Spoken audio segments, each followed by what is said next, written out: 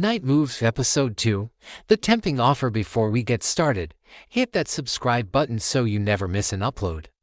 It has been 3 days since Andre was paroled, and so far his fresh start isn't as smooth as he hoped. No job. No money. And the world doesn't care about second chances. But sometimes, just sometimes, the wrong door opens before the right one. Andre is walking down the street with a stack of resumes. Each step he takes echoes the pounding of his heart. The morning sun beats down, turning the sidewalk into a hot, hard pen road. Andre wipes the sweat from his forehead, then smooths his shirt, hoping to smooth his nerves. He reaches the next house and presses the doorbell. Store manager answers. "Yeah, can I help you?" Andre nods, extends his resume. I saw your open position. "I'm looking for work." The manager glances at the resume, then at Andre. "Sorry, son, nothing for you." Andre nods slowly, taking the resume back. "Thanks, Mr. Lee." "It's Mr. Lee." Andre gathers the resumes, tucks them under his arm. "Okay, Mr. Lee. Thanks anyway." As he turns to leave, Andre hears the door click shut. He walks away slowly, shaking his head. His shoulders slump, his eyes downcast. With each passing hour, the weight of his situation presses down harder on him. Narrator: when hope runs thin, temptation grows thicker. Andre finds himself sitting at a corner booth in a cheap diner. He picks listlessly at his food, his eyes fixed on the plate in front of him. Outside, the city hums with activity. Cars zoom past, horns blare, people chat and laugh. But inside the diner, Andre's world is muted gray, just like the food on his plate. Then a woman slides into the seat across from him. She's smartly dressed, losing confidence, her presence filling the small space between them. Andre looks up, startled. "Ms. Foxy" smiles warmly. "You're Andre, right? Fresh out?" Andre frowns, suspicious. "Yeah." "Who's asking?" "Name's Foxy. Run a spot downtown. A nightclub. Quite popular," she adds, sensing Andre's confused look. "I've got eyes everywhere, and when I heard about you coming out, I thought you might be interested." "Interested in what?" "Come on, don't play coy. You need a job, right? Something to get by. Somewhere to stay, maybe," she says, leaning closer. Andre recoils slightly, but something in her voice, something in her eyes, holds him captive. "Look, I'm trying to keep clean. Nightclubs ain't really my lane." "Oh honey, that's where you're wrong. You are my lane. You're exactly what I'm looking for. Let me guess. You don't think a guy like you can cut it here? That this kind of life isn't for you anymore?" She gestures around the diner. "But I promise you, Andre, you were born for this. I can see it in you. Now, all you gotta do is trust me." Andre looks away, torn between his desire for a fresh start and the pull of familiarity. "What exactly do you want me to do?" "Easy. Be you, only better. You're sharp, you're good looking. All you need to do is bring those assets downtown. We'll take care of the rest." "What kind of assets?" "Why, the ones you got, silly. Your looks, your charm, that killer smile of yours.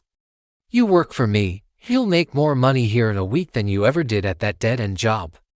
No more waking up early, no more traffic, no more bosses breathing down your neck. Just work when you want, make some real money. You'll be surprised how good it feels." "Andre, how much are we talking about?" "Enough to set you up for life. Enough to put some real money in your pocket. Enough to forget about that old life and start a new one." Andre's eyes widen. Could this be his ticket to a fresh start? To a life where he doesn't have to wake up before the sun, where he can make enough money in a week to pay his rent for a month. The offer is too good to be true, yet the temptation is real. As Andre wrestles with his decision, the diner door chimes, announcing a new customer. Two men enter. They scan the room, their eyes settling on Andre. They're trouble, he can tell, the kind of trouble he thought he'd left behind. Andre's heart pounds. Should he run? Can he trust these strangers? One of the men rises and strides toward Andre. Andre, right. Andre shrinks back, instinctively reaching for his pocket. The man stops in front of him, his face inches from Andre's. Don't move. Don't call the cops, the man growls. We know who you are.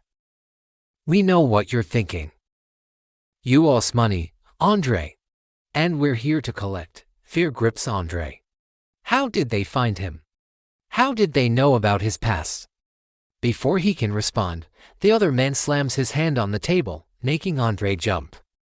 Leave him alone, Marco. He's not the guy we're looking for. Marco scowls, but he backs off. Suit yourself, Sal. But if he runs, I'm gonna rough him up a little. Sal ignores him, turning his attention back to Andre. Listen, kid, I'm sorry about this, but we need information. Tell us where he is and we'll let you go. Andre shakes his head. He has no idea who they're talking about. I don't know anything about some loan shark or mobster, okay? I'm just a regular guy trying to live his life. Sal leans closer, his voice dropping to a menacing growl. Are you sure about that, Andre? Because we have our doubts. Andre holds Sal's gaze, fear giving way to anger. That's right. I'm just a regular guy. A guy who doesn't gamble, who doesn't owe you guys any money and who doesn't hang out with people like you. If you want to look for your loan shark, go ahead. But don't bother coming back here because I don't know anything about him. Now, please leave me alone. Sal's face contorts with rage, but he remains seated. He shoots a warning look at Marco, then turns back to Andre. All right, kid, we're leaving. But remember, this isn't over. We'll find him and when we do, you won't be able to protect him. Andre watches them leave, his hands shaking. Once they're gone, he lets out a shaky breath. But relief is short-lived. What if they come back? What if they find him again? His mind races with possibilities, each more terrifying than the last. Meanwhile, Sal exits the diner with Marco. As they walk, Marco can't help but admire Andre's bravery. That took guts, standing up to us like that. He didn't know who we were, Sal replies. If he did, he wouldn't have been so cocky. No, he meant it. I could tell by his eyes. The kid doesn't owe us any money. It's the guy he's working for. We just need to find out who that is. Back at the diner, Andre tries to catch his breath. His heart is racing, his hands are shaking. He knows he just made a powerful enemy, and he can't help but wonder what will happen next. Miss Foxy leans forward, her eyes sparkling with excitement. Looks like you got some visitors. Quite the interesting choice. You sure know how to make an entrance, Andre. Who are they? Just some associates of mine. Nothing to worry about, she winks. So, how about it? Are you in? Andre looks at her, then at the door. The encounter with the men has shaken him, but the offer is still too tempting to resist. Plus, he owes her nothing. So what if she had connections? He had nothing to lose. Okay, I'm in. But if there's any funny business, I'm out. She grins, extending her hand. Deal. Now, let's go get you set up. Narrator, Andre has made his decision.